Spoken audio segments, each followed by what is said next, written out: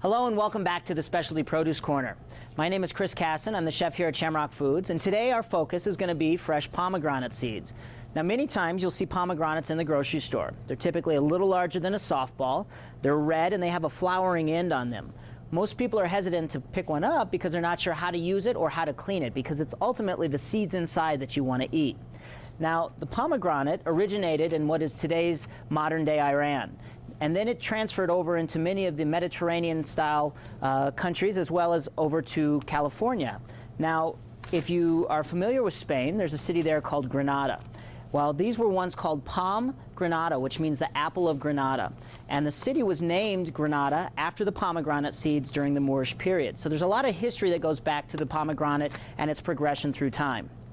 Now, if you're not familiar with a pomegranate seed, and we'll look at these a little closer, but they're individual little seeds covered with a red, almost watery pouch around the outside. Now, the whole seed itself is edible, and once again, very high in vitamin C and antioxidants. So very good for you, and it's fun to incorporate into your dishes. Now, you can put this into yogurt, into cereal, you can incorporate it into a dessert, but there's lots of uses, and we're going to show you one right here on our table.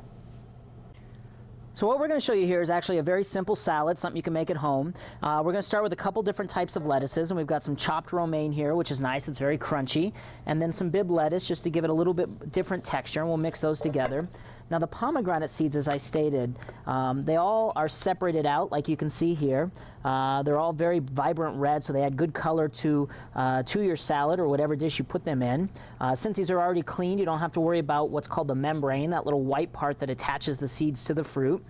The one thing I will note, and you'll see I'm wearing gloves, the seeds do have a dark red liquid, a red liquid that will stain your clothes if you get it on there. So you want to make sure that as you mix this together that you're not getting it anywhere near your clothing. But we're going to toss these together here, and one of the things then that I want to show you is we're going to make a quick dressing. So we're going to add a little bit of vinegar, and here we're using a sherry vinegar, just something, once again, dates back to the Spanish region, and so you'll see that it's maybe an ingredient that's primarily incorporated into this from that region. We're going to incorporate a little bit of syrup. Now, you could use honey or whatever you'd like, but something to sweeten it up and add a little bit of thickness to it. And then we'll incorporate a little bit of extra virgin olive oil. Now, if we whisk this together, we've got a very simple dressing. You can see that it emulsifies, which means that it comes together very well. And you don't need very much, because really what you're looking for is the pomegranate seeds to give you the flavor. So we'll just drizzle a little bit of that over the lettuce. And I always like to incorporate into it a little bit of cheese. So we've got some sliced Swiss cheese here, just to add into the salad.